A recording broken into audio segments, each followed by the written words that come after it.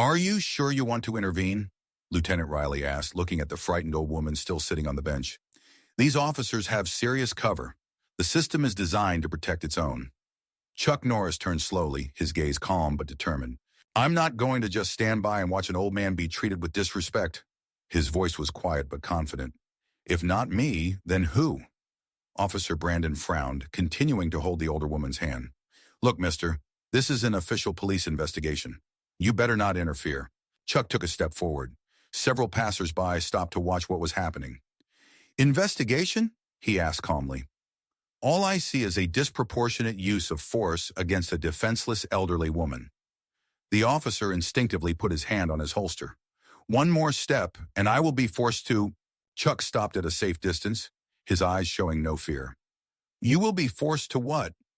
The most interesting part is coming. Stay with us to find out how it all ends. In the meantime, like and subscribe to the channel so you don't lose it. The sun sank slowly below the horizon, painting Riverside Park in crimson tones. Golden light filtered through the crowns of mighty oak trees, creating a bizarre pattern of light and shadow on the paths. For most residents of Oak Hill, a small town a few hours outside of Dallas, this evening was no different from dozens of others. Ordinary passers-by, ordinary dogs on leashes, ordinary old ladies feeding pigeons. Eleanor Johnson, a 78-year-old African-American woman with kind eyes and calloused hands, came to the same bench by a small pond every evening. It was her personal ritual to watch the sunset, feed the pigeons, and remember her late husband George, with whom she often sat right here. 30 years of marriage turned into 30 years of memories, and this bench was a part of her heart. 2 blocks away from the park, another training session was wrapping up at the small Iron Fist gym. Chuck Norris, a former martial arts champion now in his 60s, was watching over the young fighters, giving them pointers and advice. The years had slowed his movements a bit, but they hadn't diminished the precision and technique he could impart to a new generation. That's enough for today, boy, he said, turning to the young athletes who looked at him with respect. Remember what I always tell you, power without control and responsibility has no value. Our abilities are not given to us to rise above others, but to protect those who cannot protect themselves. Jason, one of the young fighters, nodded, listening attentively to his mentor. Mr. Norris, tell me again the story about how you helped that guy who was cornered by robbers outside the bank. Chuck smiled softly. Another time, Jason. Today I just want to enjoy the silence. You know, sometimes the most important battle is the one that takes place within ourselves. After training, Chuck headed to Riverside Park as usual. It had become his usual route. After training with the youth, he would stroll along the quiet alleys, breathing in the fresh evening air and finding peace in simple things.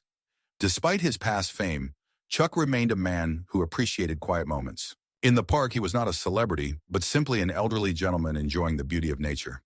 That evening, his usual route took him past a small pond where Eleanor Johnson usually sat.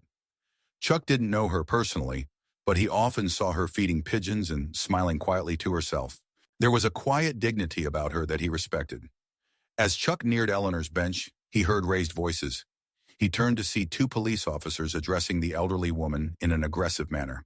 Officers Alexander Murphy and Stephen Brandon, known in Oak Hill for their formal approach to their work, stood over the old lady, their postures expressing superiority and impatience. Ma'am, we need you to get up and come with us, Murphy demanded in a firm voice. I don't understand what's going on, Eleanor replied, clearly confused. I just sit here every night. We have a report of suspicious behavior in the area, Brandon said, his tone formal and cold. We need to verify your identity. Eleanor looked at the officers in bewilderment. I'm 78 years old. I've lived here all my life. Everyone in this park knows me. Brandon grabbed her arm, not roughly, but firmly enough that the bag of breadcrumbs fell from her hand, scattering on the ground. Eleanor jumped in surprise. Ma'am, please don't make this difficult, Murphy said, his hand dropping to his service holster, not threateningly, but demonstratively. Chuck paused, observing the situation. What he saw was not brutal violence, but a clear display of disrespect and abuse of authority. Eleanor looked frightened and confused, and the officers seemed uninterested in her explanation. Please, Eleanor begged, her voice shaking with emotion. I haven't done anything. I have medication at home. I need to take it on time. Chuck couldn't stand by, not because he saw physical violence, but because he felt an injustice was happening. He approached the officers, his steps calm, his voice polite but firm. "Good evening, officers. May I ask what is going on?" The police turned around, their faces expressing irritation at the intrusion. "This is a police matter, sir," Murphy replied dryly. "Please step aside." Eleanor looked up, her eyes filled with both worry and hope. "I was just sitting on the bench, like every evening." Brandon tightened his grip on the old woman's hand, causing her to wince in discomfort. "Ma'am, you are obliged to cooperate with the police." At that moment, something changed in Chuck's eyes. Not rage or aggression, but the calm determination of a man who sees injustice and is ready to speak out against it. "Officers," Chuck said, his voice even, "I come to this park regularly, and I see this woman often. She really just sits on this bench every night. Is there perhaps a misunderstanding?" Several passers-by had already stopped, watching the scene unfold. Someone carefully took out a phone and began filming what was happening. "Sir, this is none of your business," Murphy said, his tone becoming more formal. "We're investigating, and we ask that you not interfere." Chuck took in the situation. Eleanor was sitting on the bench, her hands still in Brandon's grip, her eyes filled with fear. The officers seemed more interested in demonstrating authority than in finding out the truth. "I understand that you have a job to do," Chuck replied calmly, "but I also see an elderly woman who is scared and confused. Perhaps we can handle the situation more politely?" Brandon frowned, perhaps recognizing the familiar face. "Wait a minute, you're Chuck Norris, right? You think your fame gives you the right to interfere with police work?" The crowd around began to grow. People were whispering, some recognizing the famous fighter. Someone said quietly, "Hey, why on earth are they bothering Mrs. Johnson?" Another voice agreed, "She sits here every day. She has never broken anything." Murphy looked back at the growing crowd, his confidence wavering slightly. "We received a report of suspicious activity. Just doing our job." Chuck took a small step forward, but stopped at a safe distance, not wanting to provoke the officers. "May I suggest a compromise?" he said. "I know this woman by sight, as do many here. If you need to check her papers, perhaps I could escort her home, where she can show you her identification. That would be more dignified for all involved." Brandon looked annoyed by the suggestion, but Murphy, noticing the growing number of witnesses with phones, began to assess the situation differently. At that moment, a tall man in civilian clothes but with a police badge on his belt pushed his way through the small crowd. Lieutenant Michael Riley, the chief of the local police department, was known for his strictness, but also his fairness. "What's going on here?" he asked, taking in the situation. The elderly woman on the bench, his two officers, and Chuck Norris standing nearby. "Sir," Murphy began, "we've received an anonymous call about suspicious activity." "Suspicious activity," Chuck interjected, keeping his cool. "A respected elderly lady who's just sitting on a park bench?" Riley looked carefully at Eleanor, then at his officers, and finally at the assembled people with phones pointed at them. "Murphy, Brandon, can you explain what specifically aroused your suspicions?" he asked. The officers looked at each other, their confidence noticeably diminished. "An anonymous call, sir. The description matched a 78-year-old woman who feeds pigeons?" Riley asked, his tone not aggressive, but definitely skeptical. Brandon finally let go of Eleanor's hand, who rubbed her wrist in relief. Riley turned to the older woman. "Miss, I apologize for the inconvenience. My officers were overzealous." Eleanor nodded weakly, still looking scared. I just want to go home. I need to take my medicine." Riley nodded. "Of course. Murphy, Brandon, you're free to go. I'll handle the situation myself." The officers reluctantly retreated, but not before Brandon shot an irritated look at Chuck. When they were gone, Riley turned to Chuck. "Mr. Norris, I know who you are. I respect your concerns, but interfering with police work can be dangerous." "I didn't intervene because I was looking for a conflict," Chuck replied calmly, "but because I saw a frightened old woman who didn't understand what was going on. Sometimes just asking a question can make things clearer for all parties." Riley nodded without arguing. "Fair enough, but I hope you understand that my officers are doing their job too, although perhaps in this case with excessive zeal." Chuck looked at Eleanor, who was still sitting on the bench, picking up scattered breadcrumbs. "Can I help this woman get home? She mentioned that she needed to take some medication." Riley agreed. Of course, Mrs. Johnson. Would you mind if Mr. Norris walked you out? Eleanor shook her head. I would be very grateful. People around began to disperse, seeing that the crisis had passed, although some were still filming the events on their phones. Chuck helped Eleanor up and offered her his hand for support. Let me walk you home, Mrs. Johnson. Slowly, no hurry. On the way, Eleanor calmed down a little and told Chuck about herself. About her late husband, a Vietnam veteran, about her children living in other states, about her daily ritual of visiting the park. George and I used to sit on that bench, she said, her voice softening with memory. It's been 15 years since he's been gone, but when I sit there, it feels like he's still there. Chuck listened with genuine interest, maintaining a leisurely pace appropriate for an older woman. When they reached her small but neat house, Eleanor invited him for tea, and Chuck accepted, wanting to make sure she was okay after the unpleasant incident. The inside of the house was cozy, the walls decorated with old family photographs and newspaper clippings about significant events of past decades. Sit down, Mr. Norris, Eleanor said, gesturing to a small chair in the sitting room. I'll make some tea. Let me help, Chuck offered, following her into the kitchen. You mentioned medication. Do you need to take it now? Eleanor nodded. Yes, for blood pressure. They're in the cabinet above the sink. As Chuck helped with the tea and medicine, Eleanor visibly relaxed. Her hands no longer shook so much, and a healthier color appeared on her face. You know, she said as they sat down with cups of tea, I've never had any problems with the police. I've been a law-abiding citizen all my life. And then suddenly, I don't even understand what happened. Chuck sipped his tea thoughtfully. Sometimes people in power forget about their responsibility. They can get too caught up in the rules and forget about the people they are supposed to serve. Eleanor looked at him carefully.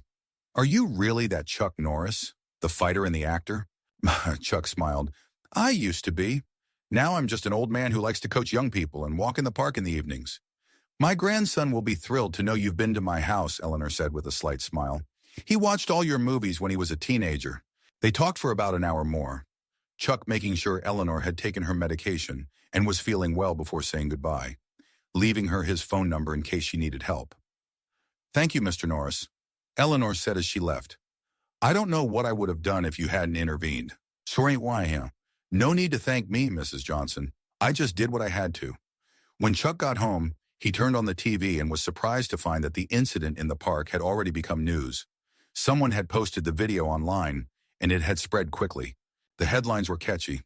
Chuck Norris protects elderly woman from aggressive police officers, although the reality was less dramatic. His phone rang, and it was Lieutenant Riley. Mr. Norris, I hope I'm not disturbing you, he said. I wanted to let you know that I spoke with Officers Murphy and Brandon. They will be reprimanded for their inappropriate behavior. I also checked to see that no anonymous call was made about suspicious activity in the park. Chuck frowned.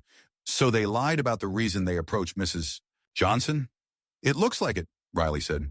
We've had complaints about these officers before, but never anything serious enough to warrant official action. But now with the video going viral, we can't just turn a blind eye. I'm glad you took the situation seriously, Chuck said. Mrs. Johnson is a good person. She didn't deserve to be treated like that. I agree, Riley said. And thank you for staying calm.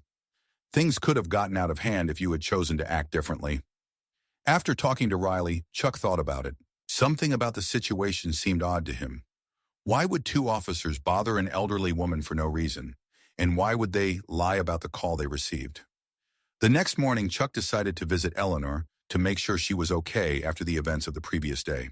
As he approached her house, he noticed that the front door was slightly ajar. This made him wary. Mrs. Johnson, he called, knocking on the door. This is Chuck Norris. I came to see how you were feeling. Receiving no answer, he carefully pushed the door. The inside of the house was a mess. Drawers were pulled out. The contents of the cabinets were scattered on the floor. This was clearly not ordinary sloppiness. Mrs. Johnson, Chuck called louder as he walked through the living room into the kitchen. Eleanor sat at the kitchen table, pale and shaken but physically unharmed. Mr. Norris, she said, her voice shaking. They were here, looking for something. I hid in the closet when I heard them breaking in. Chuck immediately approached her, checking for any visible injuries. Are you injured? Should I call an ambulance? Eleanor shook her head. No, I wasn't hurt. They didn't know I was home. I came back from the store and heard a noise, so I hid and didn't come out until they left. Chuck took out his phone. I'm calling the police. It's breaking and entering. No, Eleanor said suddenly firmly. Please, no police. I'm afraid it was the same officers. Or their friends. Chuck looked at her carefully. Why do you think so? Have you seen them? No, but Eleanor hesitated. When I was hiding, I heard one of them say to the other, find that thing. The boss said it should be here, in a box or an album. And then he said something about finishing what we started yesterday in the park. Chuck frowned. Chief? You mean they were talking about the police chief? I don't know, Eleanor shook her head, but I'm sure it's connected to yesterday. They were looking for something specific. Chuck looked around the destroyed room. Do you have any valuables? Something they might be looking for? Eleanor looked puzzled. Just family photos, documents. Her eyes suddenly widened. George's album, an album with his war photos. Chuck helped her up and they walked into the living room, where Eleanor went to an overturned closet. She rummaged through the spilled items and pulled out a tattered leather-bound album. Here, she said, opening it. George was a photographer in Vietnam. Most of his pictures are just regular war photos, but there's one. She flipped through a few pages and pointed to a photo of a group of young soldiers. It's the only picture they might be looking for. George always said it might be dangerous, but he never explained why. Chuck studied the photo carefully. There were about 10 young soldiers in it, some holding weapons, others just posing. Nothing special except... Those are Special Forces patches, Chuck said, pointing to the stripes on several of the soldiers' sleeves. And judging by the background, this isn't your average military base. Do you know where this was taken? Eleanor shook her head. George never said anything, just that the photo was proof of something that shouldn't have happened. He kept it as insurance in case any of these people ever got high enough to be dangerous. Chuck turned the photograph over. On the back were the names, J. Brandon, T. Gordon, M. Higgs, and a few more faded with time. Brandon, Chuck repeated. How's Officer Brandon? I don't know, Eleanor said. But Gordon, the chief of police in Oak Hill is Frank Gordon. He took over about 5 years ago. Chuck looked at the photo again carefully. If this is the same Gordon, and if this photograph shows something illegal that happened in Vietnam, that would explain why they reacted to me the way they did, Eleanor said quietly. Perhaps someone found out I was the widow of George Johnson, the photographer, and decided it was time to get rid of potential evidence. Chuck carefully placed the photograph back into the album. Mrs. Johnson, I don't think it's safe for you to stay here. Do you have any relatives you could visit for a few days? Eleanor nodded. My son James lives in Chicago. I could go to him. Okay, Chuck said. Let's get your things and any medications you need. I'll take you to the bus station. But first, he pulled out his phone and snapped a photo from the album, then made a call. Lieutenant Riley, this is Chuck Norris. We have a problem. Mrs. Johnson's house has been searched, and I think it's about something much more serious than just abuse of power in the park. Riley agreed to meet them in an hour at a cafe on the other side of town, away from prying eyes. During this time, Chuck helped Eleanor gather the necessary things and documents, including the photo album she insisted on taking with her. This is all I have left of George, she said. I'm not leaving it here for them to come back and destroy. Riley was already waiting for them at the small cafe at Mary's, dressed in civilian clothes and visibly worried. Mr. Norris, Mrs. Johnson, he greeted them as they sat down at a distant table. Tell me what happened. Chuck gave a brief rundown of the break-in at Eleanor's house and the discovery of the war photo. He showed Riley the photo he had taken on his phone. One of the people in the photo is signed as T. Gordon. The police chief's middle name is Thomas? Riley tensed as he looked at the photo. Yes, Thomas. And yes, it's definitely him, even though he's 40 years younger. He mentioned serving in Vietnam, but he never went into detail. He glanced at the other face. And this does look like Officer Brandon's father. John Brandon, former city councilman. What were they doing? What is it about the photo that makes them so afraid of finding it after all these years? Chuck asked. Riley shook his head. I don't know, but if this is related to war crimes or something, and if Gordon is worried about it coming out now that he's in a high position, he paused. Look, this is more serious than I thought. If Gordon is actually involved in using police resources to intimidate a civilian and conduct an illegal search, this is no longer a matter of discipline, Chuck finished for him. This is a criminal offense. Riley nodded. I need to contact the district attorney's office. But first, he turned to Eleanor. We need to ensure your safety, Mrs. Johnson. Eleanor looked tired but determined. I'm going to see my son in Chicago. Mr. Norris has already offered to take me to the bus station. The bus is too risky, Riley said. If Gordon is really trying to find you, he could check public transportation. I have a friend who is a light aircraft pilot. He can fly you to Chicago today without official tickets or registration. Chuck agreed that this was a safer option. What about the photo? We need to preserve the evidence. I'll make a digital copy and send it somewhere safe, Riley said. But the original needs to stay with Mrs. Johnson. It's her property and possible insurance. They agreed that Riley would arrange a private flight in 2 hours and that Chuck would accompany Eleanor to the plane to ensure her safety. As Riley left the cafe, he pulled Chuck aside. Be careful. If I understand the situation correctly, Gordon will not stop just like that. Photography may be a question of not only a career for him, but also of freedom. Chuck nodded. I understand the risks, but I can't just turn away when an elderly woman is being harassed because of a 40-year-old photograph. At a small private airfield outside the city, they were met by Riley's friend Mike, a short man with a kind face and the confident movements of an experienced pilot. The weather is fine. We'll get there without any problems, he said, helping Eleanor into the small plane. You'll be in Chicago in 3 hours.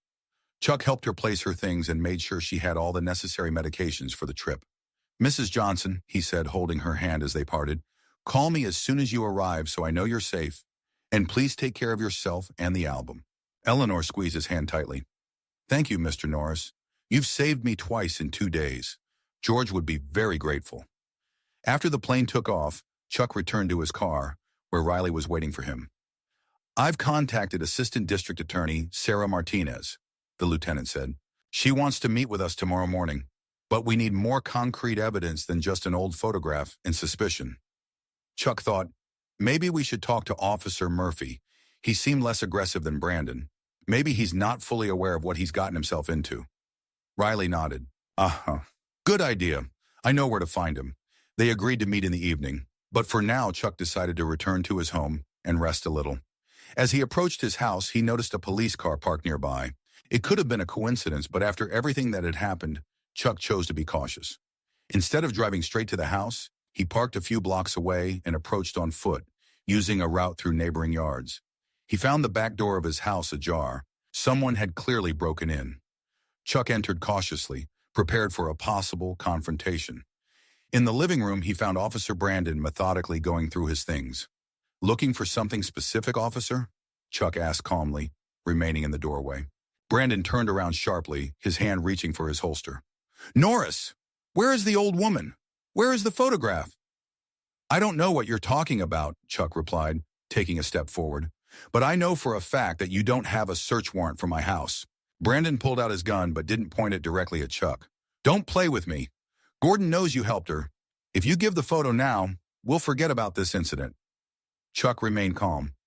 The photo from Vietnam, the one where young Thomas Gordon and current Officer Brandon's father are pictured doing something they weren't supposed to do? Brandon's face twisted in anger.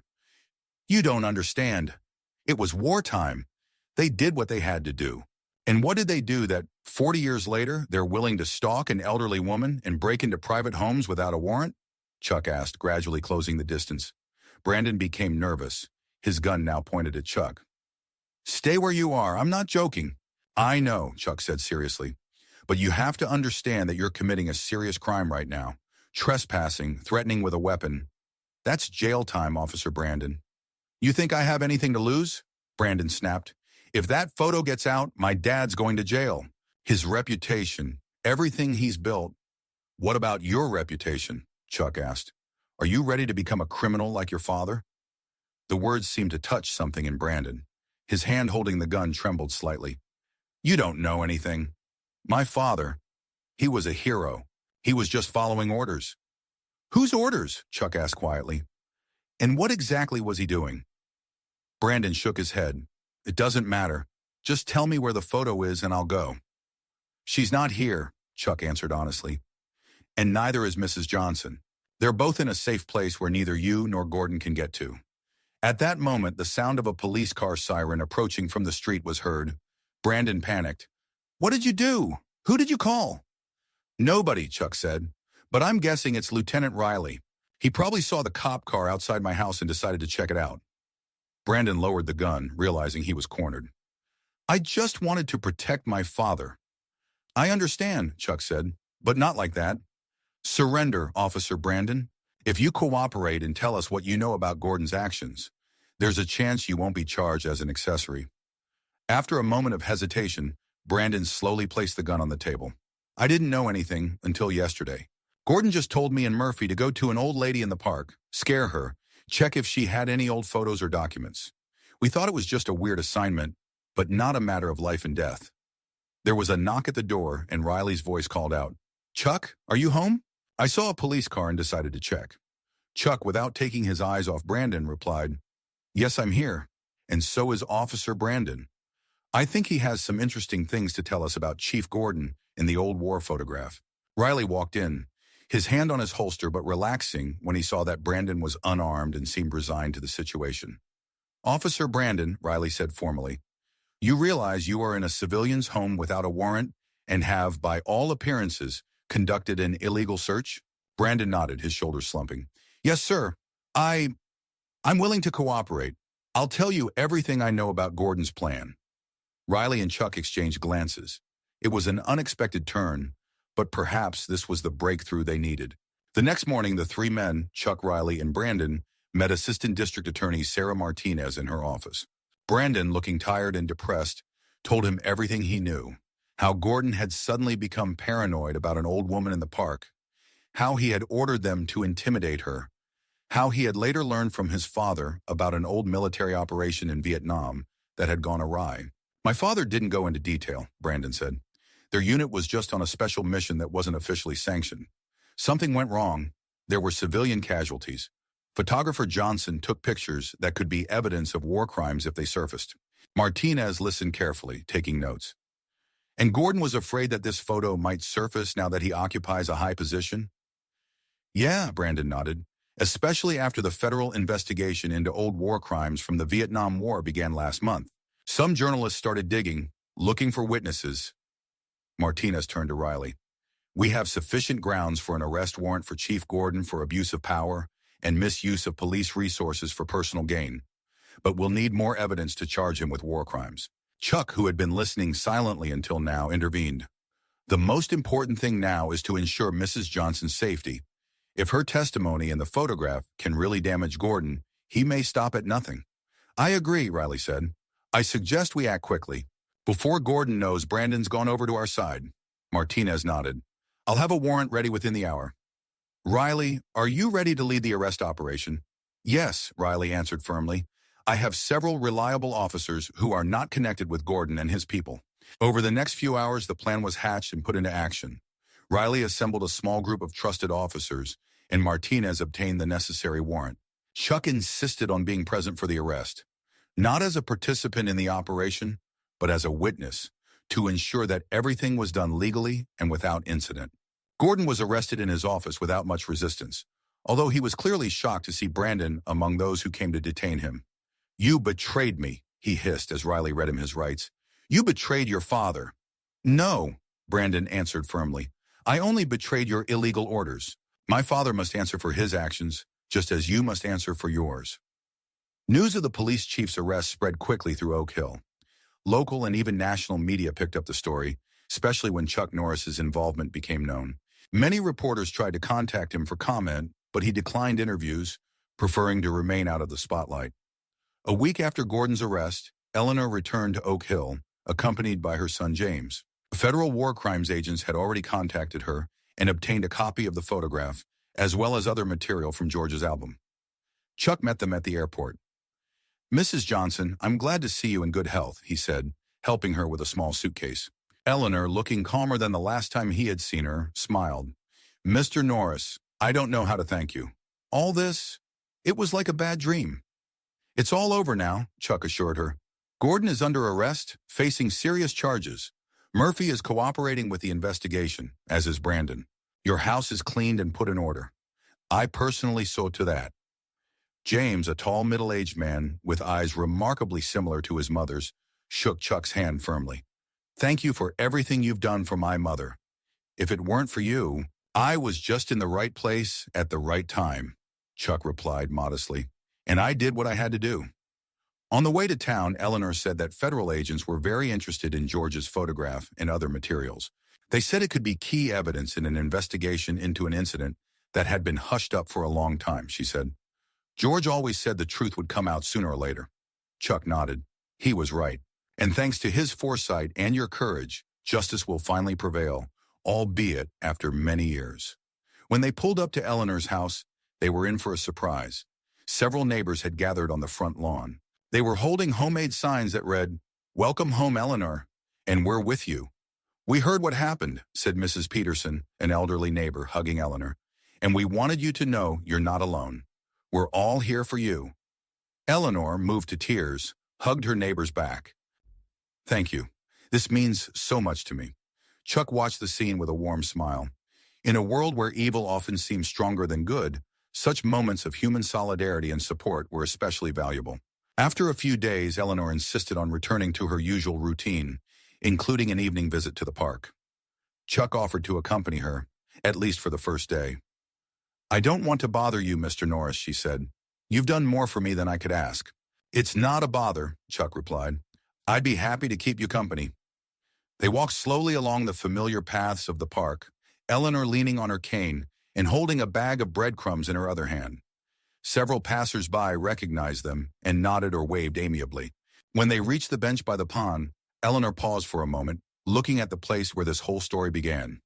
"You know," she said quietly, "at first I was afraid I'd never be able to sit here again without remembering that terrible evening, but now I realize this is still my place, the place where the memories of George live, and no one can take that away from me." She sat down resolutely on the bench and patted the spot next to her, inviting Chuck to join in. The pigeons, recognizing their regular nurse, immediately gathered around, cooing impatiently. Eleanor began to scatter the crumbs, her movements confident and calm. The setting sun gilded her gray hair, giving her an almost ethereal appearance. "Mr. Norris," she said, still looking at the birds, "George always said that it's not how many years you live, but how much life you have in those years that matters. And also, that the most important thing is to stand up for what's right, even when it's hard, especially when it's hard." Chuck nodded, understanding the depth of her words. "Your husband was a wise man." "Yes," Eleanor agreed, "and I think he would be very happy to know that his photographs will finally help restore justice, and that in this world there are still people ready to stand up for the truth and those who cannot defend themselves." She turned to Chuck. Her eyes were wet, but they did not shine with sadness, but with deep gratitude and peace. "Thank you, not just for saving me, but for helping to preserve George's legacy, for showing that one person willing to do what's right can make a difference." Chuck smiled softly as he watched the sunset paint the sky, the same crimson tones as the night he first intervened. Sometimes all it takes is one voice speaking truth in a world full of lies and fear, one person willing to stand up to injustice, even when it seems hopeless. And at that moment, sitting on a simple bench in a small-town park, watching an elderly woman feed pigeons with the same love and calm as before, Chuck Norris felt that he had done what he had to. Not as an action hero, but as a simple man who could not ignore injustice, and now saw how his small act created a wave of change that restored the faith of many people that justice still exists in this world.